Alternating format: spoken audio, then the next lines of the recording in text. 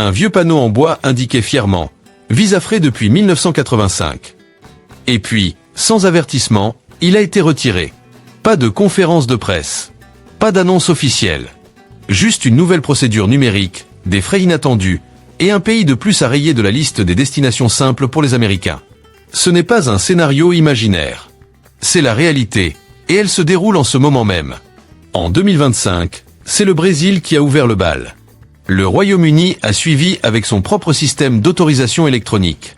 Et l'Europe, elle, se prépare à lancer le sien d'ici 2026. Discrètement, lentement, ce qu'on appelait l'âge d'or du passeport américain est en train de s'éteindre. Alors, quels pays ont déjà fermé leurs portes ou durci les règles? Et surtout, qui sera le prochain?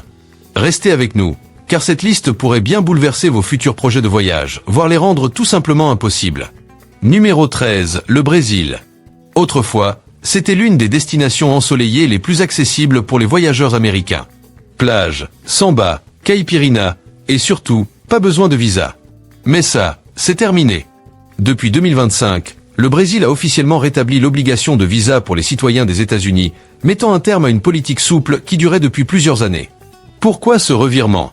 Le Brésil invoque un principe simple, la réciprocité diplomatique. Si les Brésiliens ont besoin d'un visa pour entrer aux États-Unis, alors les Américains auront désormais à faire la même chose pour entrer au Brésil. Ce n'est pas qu'un simple symbole, c'est concret. Formulaire numérique, frais de traitement, délai d'attente. Ce qui pouvait autrefois ressembler à une escapade improvisée devient aujourd'hui un voyage qui se prépare à l'avance, avec paperasse à la clé. Mais ce n'est pas un cas isolé. D'autres pays mettent déjà en place des systèmes similaires. Le Royaume-Uni, par exemple, impose déjà son autorisation de voyage électronique, et l'Union européenne prépare l'arrivée de l'ETIA en 2026. En somme, le choix du Brésil pourrait n'être qu'un premier domino tombé dans un alignement plus vaste. Alors, doit-on y voir la fin de la facilité de voyager pour les Américains, ou simplement le début d'un rééquilibrage global? Numéro 12, le Royaume-Uni. Imaginez, vous atterrissez à Heathrow, passeport en main, prêt à commencer votre séjour. Et là, surprise, vous recevez une alerte. Autorisation de voyage requise. Attendez, depuis quand? Discrètement, le Royaume-Uni a lancé son système État Electronic Travel Authorization en 2024. Et à partir de 2025, il est devenu obligatoire pour tous les voyageurs américains. Ce n'est pas vraiment un visa, mais ce n'est pas non plus une simple formalité. Avant de poser un pied à Londres, à Édimbourg, à Cardiff ou à Belfast, il faut désormais faire une demande en ligne, payer des frais et obtenir une autorisation d'entrée. Pourquoi ce changement? Cela fait partie d'un mouvement global de renforcement des contrôles frontaliers, même entre pays historiquement alliés.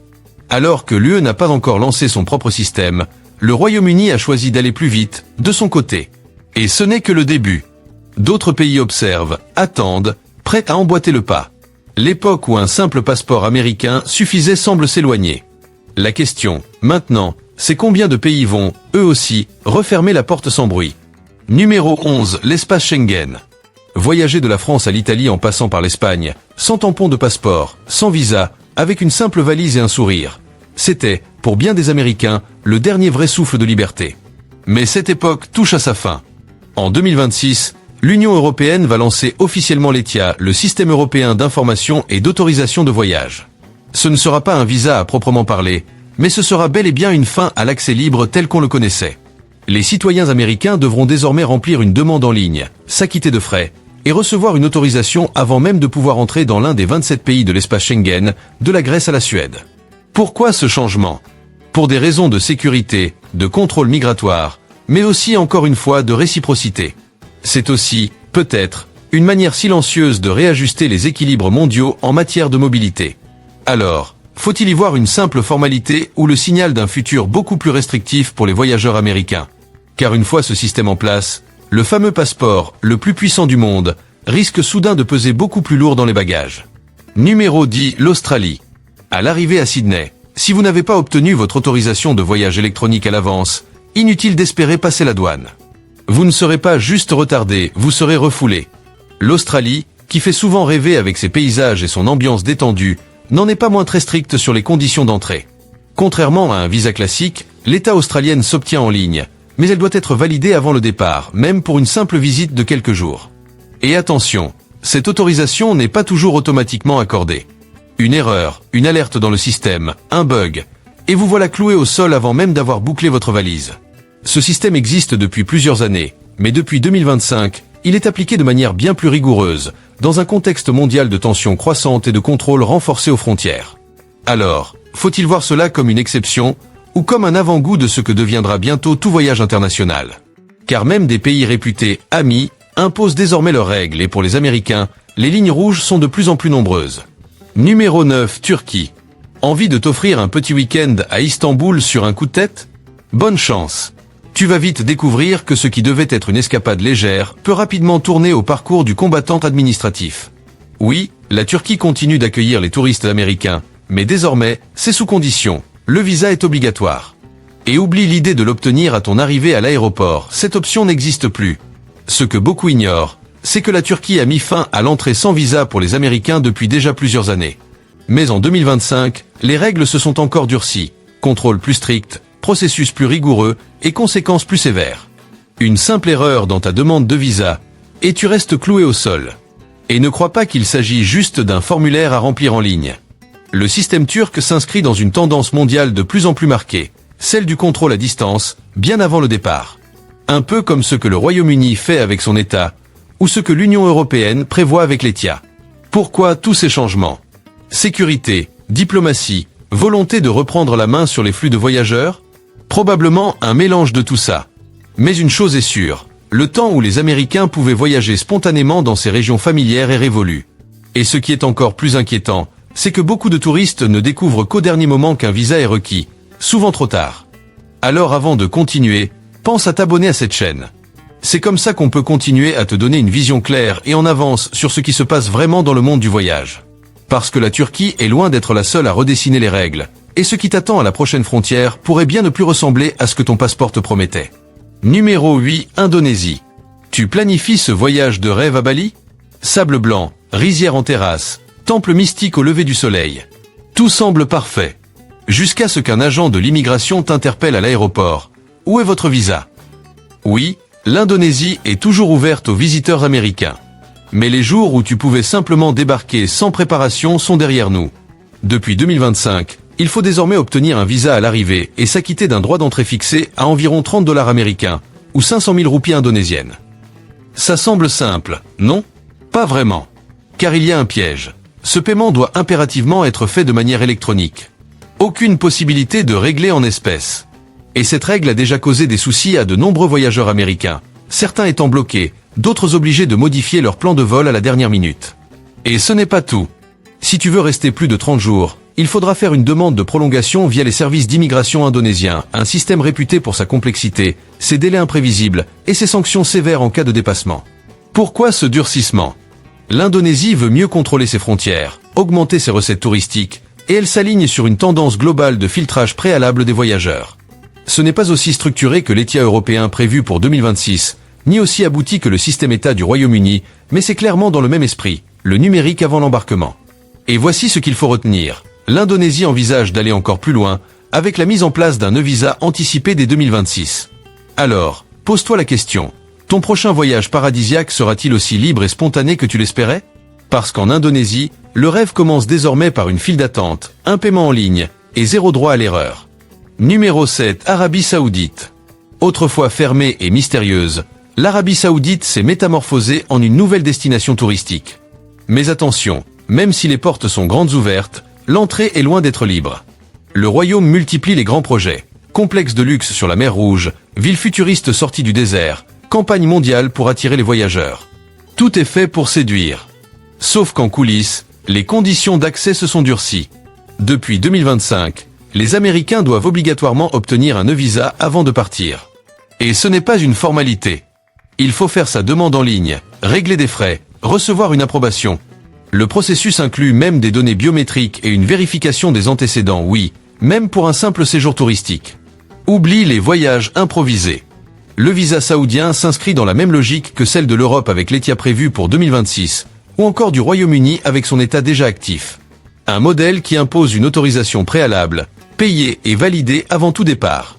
Et si ce modèle se généralise, il faut se demander, combien de temps encore le passeport américain sera-t-il un passe-droit? Car de plus en plus, il devient juste un papier parmi d'autres, soumis à autorisation. Avant de continuer, n'oublie pas de t'abonner. Ça nous permet de continuer à t'informer en temps réel, sans filtre, sur ces bouleversements mondiaux qui changent ta façon de voyager. Car l'Arabie Saoudite n'est qu'une étape. Si tu penses encore savoir quels pays sont faciles d'accès pour les Américains, il est peut-être temps de revoir ta carte. Beaucoup de frontières se ferment discrètement, derrière des voyageurs qui n'avaient rien vu venir. Numéro 6, Chine. Autrefois, décrocher un visa pour affaires en Chine, c'était un peu comme recevoir un pass magique, rapide, prestigieux, presque automatique. Aujourd'hui, ce même visa ressemble davantage à un parcours du combattant. En 2025, la Chine reste l'un des pays les plus stricts pour les voyageurs américains, que ce soit pour le tourisme, les études ou le travail. Et l'obtention du visa est loin d'être une formalité. Il faut fournir une lettre d'invitation officielle, un itinéraire confirmé, des données biométriques, et parfois même des preuves de voyage antérieurs. Et ce n'est que la première étape. Car chaque dossier est examiné à la loupe, vérification d'antécédents, entretien obligatoire, et des délais d'attente pouvant s'étendre sur plusieurs semaines sont devenus monnaie courante, surtout depuis que les tensions géopolitiques se sont accentuées ces dernières années. Contrairement à des systèmes modernes comme l'État britannique ou l'État européen qui fonctionnent en ligne, le processus chinois reste traditionnel, lourd et hautement sélectif, bien qu'il soit toujours opérationnel. Mais voici ce qui inquiète. Pour certains Américains, notamment les journalistes, ou ceux qui possèdent une double nationalité, les risques sont bien réels. Refus d'entrée, interrogatoire prolongé, voire détention. Même avec un visa valide, rien n'est garanti. Alors pose-toi cette question. Si la deuxième économie mondiale impose autant d'obstacles à l'entrée des citoyens américains, qu'est-ce que cela nous dit sur l'évolution des libertés de circulation à l'échelle mondiale? Numéro 5, Inde. Le Taj Mahal baigne dans la lumière dorée du matin. Les ruelles de Delhi vibrent d'énergie. L'Inde séduit, fascine. Mais pour les voyageurs américains, y accéder demande désormais un passage obligé par la case numérique. L'Inde peut paraître accueillante, mais l'accès sans visa est chose du passé depuis un bon moment. En 2025, les citoyens américains doivent impérativement faire une demande de visa avant le départ. Et ce qui pouvait paraître simple s'est complexifié. Le processus est devenu plus strict, plus sélectif, et surtout moins prévisible. Les retards sont fréquents, les approbations ne sont pas garanties, et selon le motif du voyage, particulièrement s'il touche à des régions sensibles ou à des contextes politiques délicats, l'examen du dossier peut se durcir. Ce n'est pas aussi rigide que le système de visa complet exigé par la Chine, ni aussi automatisé que les plateformes comme l'État du Royaume-Uni ou l'État européen prévu pour 2026. Mais l'Inde suit clairement le mouvement mondial. Mieux filtrer les visiteurs, contrôler l'intention de séjour, et tout cela avant même l'embarquement. Alors la vraie question est là. Que se passe-t-il quand ce sont des algorithmes et des procédures numériques qui décident si tu peux découvrir le monde ou non? Avant de continuer, n'oublie pas de t'abonner à cette chaîne. C'est ce qui nous permet de continuer à te livrer les vraies infos, celles que les gros titres laissent souvent de côté. Et crois-moi, ce qui vient ensuite est encore plus exigeant. Numéro 4, Namibie. Tu viens de poser le pied à Windhoek, prêt à partir à l'aventure dans l'un des paysages les plus spectaculaires d'Afrique. D'une rouge infinie, ville fantôme engloutie par le sable, et une faune sauvage qui évolue en toute liberté. Mais dès l'aéroport, première alerte, pas de visa, pas d'entrée. En 2025, la Namibie a mis fin à l'exemption de visa pour les ressortissants américains, rejoignant ainsi un nombre croissant de pays qui revoient leurs conditions d'accès. Désormais, même pour un séjour touristique de courte durée, il faut obtenir un visa à l'avance. Aucun visa électronique, aucune possibilité d'en faire la demande sur place. Il faut être préapprouvé avant le départ. Pourquoi ce changement? Les autorités namibiennes invoquent deux raisons principales. La réciprocité diplomatique, les citoyens namibiens ayant eux aussi besoin d'un visa pour entrer aux États-Unis et une volonté de mieux contrôler les frontières. Mais ce n'est pas un cas isolé. Avec l'Europe qui prépare l'introduction de son système ETIA pour 2026, et des pays comme le Royaume-Uni, l'Australie ou l'Arabie Saoudite qui ont déjà adopté des programmes de filtrage numérique des voyageurs, la Namibie ne fait que refléter une tendance globale. Il fut un temps où voyager sans visa était la norme pour les Américains. Aujourd'hui, ça devient l'exception. Alors, si les grands espaces silencieux de la Namibie t'appellent, assure-toi que ton dossier est complet. Car le désert, lui, n'attend pas et les portes de l'aéroport non plus. Numéro 3, Kenya. Tu poses le pied à Nairobi, tu t'attends à sentir l'air chaud, à admirer les grands espaces. Mais à la place, c'est un écran qui t'arrête net, accès refusé. Ce n'est pas une erreur. En janvier 2024, le Kenya a attiré l'attention du monde entier en annonçant la fin des visas traditionnels. Beaucoup ont cru à un retour au voyage sans visa. Erreur.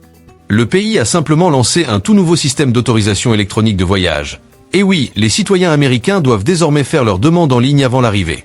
Il n'y a plus de formulaire sur place, Plus de solution de dernière minute à l'aéroport. Si tu oublies de faire cette étape, ton aventure s'arrête avant même d'avoir commencé. Pourquoi un tel changement?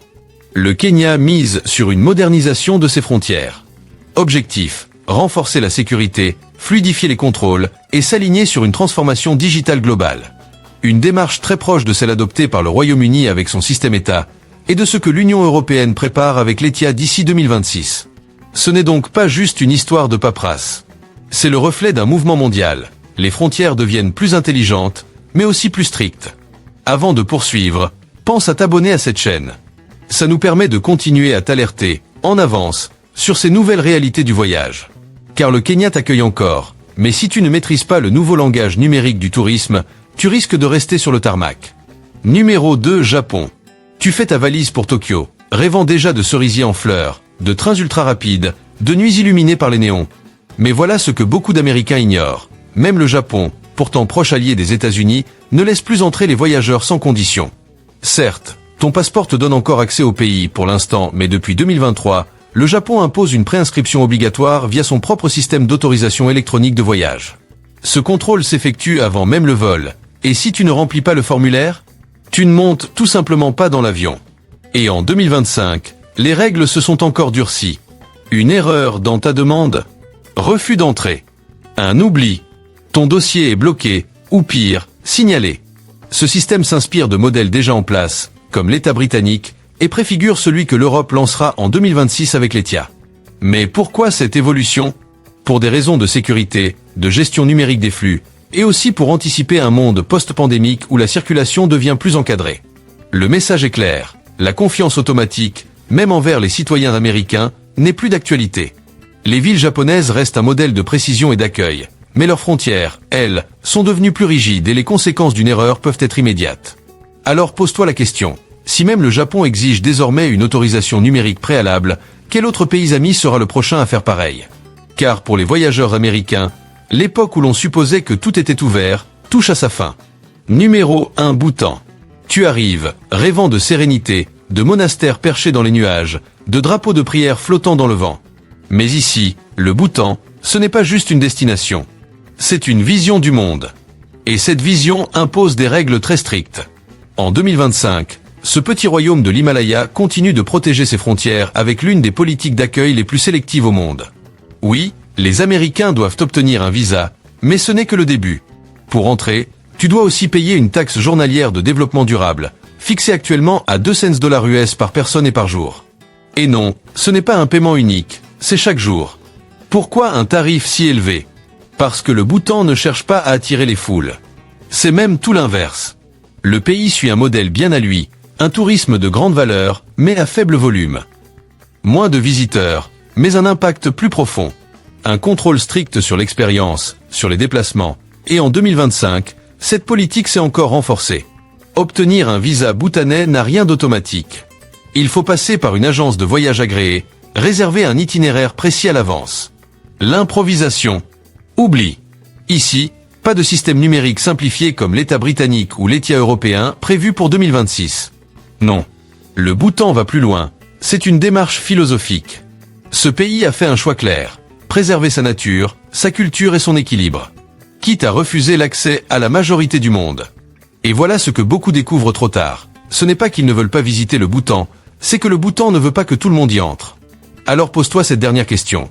Qu'est-ce que cela dit de l'avenir du voyage, quand un tout petit pays peut se permettre de dire non au passeport le plus puissant du monde? Pour les Américains habitués à franchir les frontières d'un simple geste, le Bhoutan est un rappel fort. Toutes les portes ne s'ouvrent pas avec un sourire. Certaines doivent se mériter selon les règles du pays, pas les tiennes. Le constat est clair. L'âge d'or du voyage sans visa pour les Américains est en train de s'effacer, lentement mais sûrement. Des systèmes numériques au régime de visa complexe, le monde redéfinit ses conditions d'entrée, et même les alliés les plus proches demandent désormais une autorisation préalable. Alors, avant de planifier ton prochain départ, retiens ceci, ton passeport à lui seul pourrait ne plus suffire. Reste informé, reste prêt. Abonne-toi, partage, et fais passer le mot. Car les règles du voyage mondial changent plus vite que la plupart des gens ne l'imaginent.